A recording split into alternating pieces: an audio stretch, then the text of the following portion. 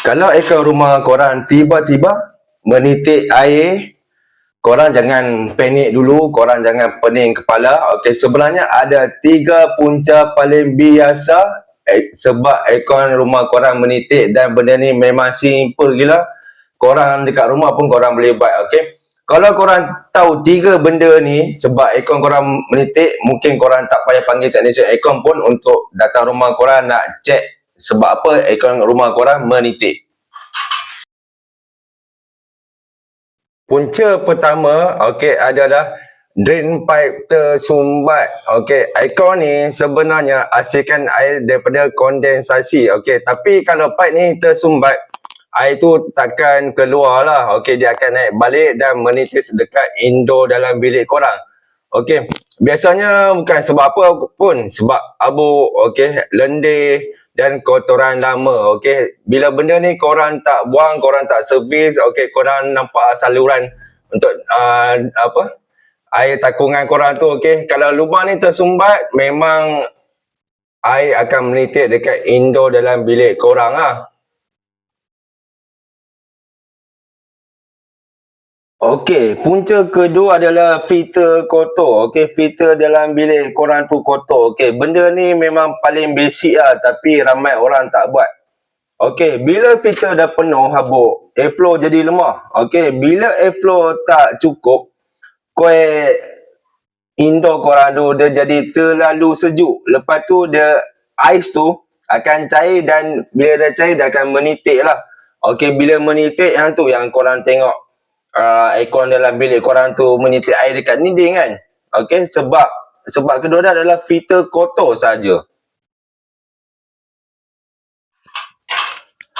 Okey, punca ketiga adalah pemasangan tak betul. Okey, apa yang dikatakan tak betul ni? Aircon ni sebenarnya kena pasang sedikit slope. Okey, tujuan nak pasang slope ni supaya air tu senang untuk mengalir keluar. Okey, indoor korang ni sebenarnya dia ada dua laluan untuk air keluar. Okey, sama ada katalah dia nak keluar belah kanan, so dia akan tutup belah kiri lah. Kalau dia nak kalau dia nak keluar belah kiri, dia akan tutup belah kanan. Okey, seperti yang korang lihat, okey, indoor aku ni, okey, ni aku ada trunking, dia menghala keluar.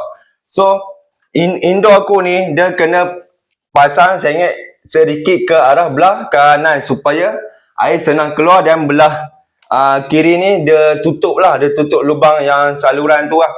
Dia tujuan dia untuk senangkan air keluar sahaja. Okey, kalau dekat rumah korang ada water level, korang boleh check sendiri, okey, sama ada aircon korang tu pasang dalam keadaan macam mana. Okey, tapi malangnya ada installer pemasang yang pasang di arah yang bertentangan. Maksudnya sepatutnya dia kena sengit sedikit ke belah kanan, tapi dia sengit ke belah kiri.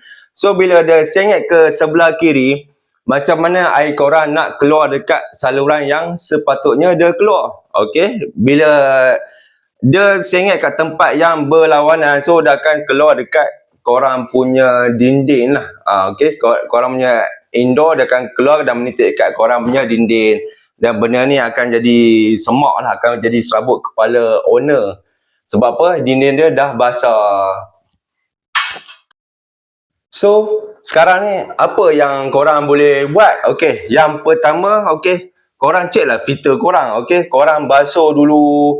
Okey, korang tengok air keluar dekat drain pipe tu, dia keluar ke tidak. Okey, kalau masih menitik, okey, baru korang panggil technician. Bila korang dah buat semua benda yang aku cerita tadi, 3 punca utama tu. Okey, kalau video ni membantu share kat member-member korang yang aircon dia selalu bahal, okey, aku akan share lagi tip-tip macam ni supaya korang boleh faham aircon tanpa korang pening kepala.